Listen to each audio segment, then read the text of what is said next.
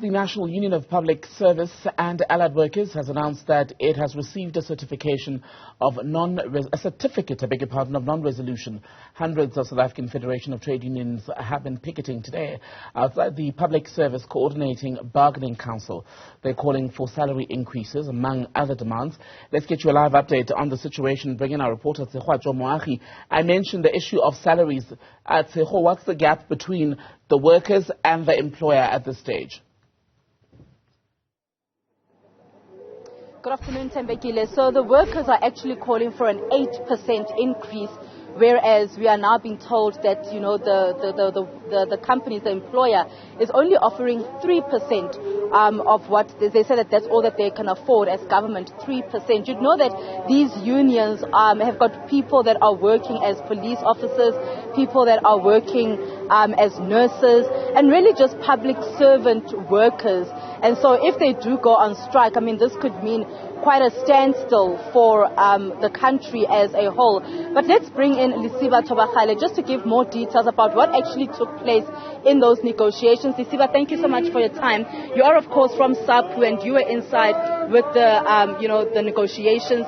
What took place, and what does this certificate then mean for you guys? We went into conciliation. The employer came. They maintained their mandate to say they remain at 3% with a cash gratuity, which as SAPU and other software affiliated unions we are not accepting. But we could see from the posture that the employer came with there, because the employer was represented by only their chief negotiator. They didn't bring the whole team.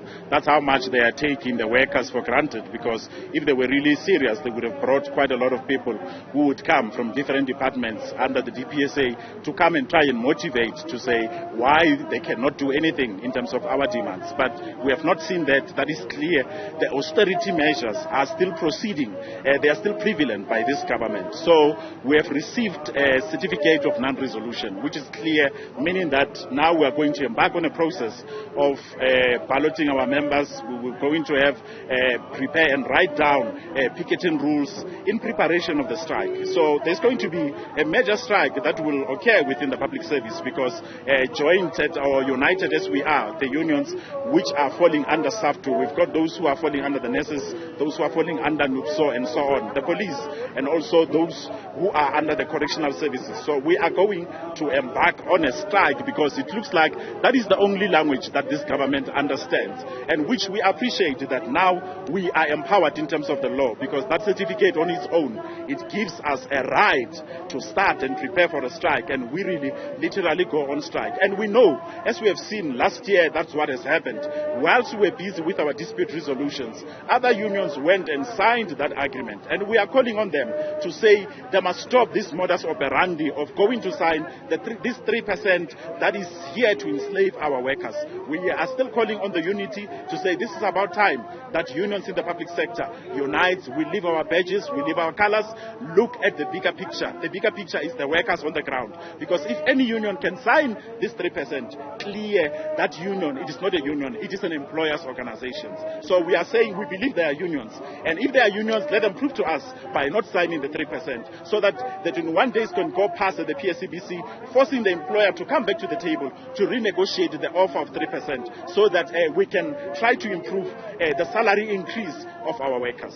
Now, we do know that workers have not received, or the public service sector has not received an increase in the past couple of years, 3 years or so. I spoke to some of the workers, and just the impact that it actually has on them in their own homes.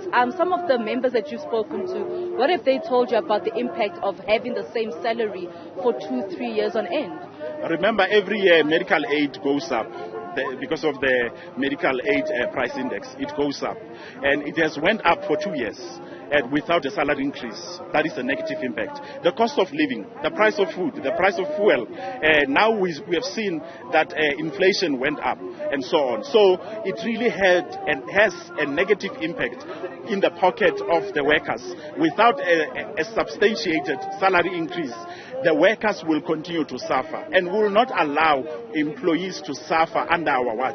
And when we look at the pension contribution, there hasn't been an increase in terms of pension for the 2 years. That on its own, it means that when one retires after a period of few years to come, whatever that they did not receive in terms of the pension increase for the 2 years, if this year the same thing occurs, they would not really get anything in their pockets. So they will lose quite a lot. That is why we are fighting for this 8% to say at least at average, because we were at 10% and we were able to go down. So it really has a negative impact because the buying power of workers has been taken away, and we cannot allow the buying power to continue to be taken away. The cash gratuity on its own, it continues to take down the buying power of workers with a high cost of living.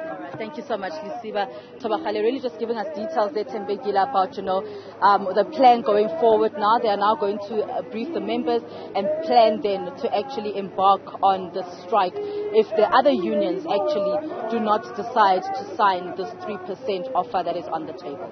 Tshegohaco Moagi, as always, thank you for your reporting.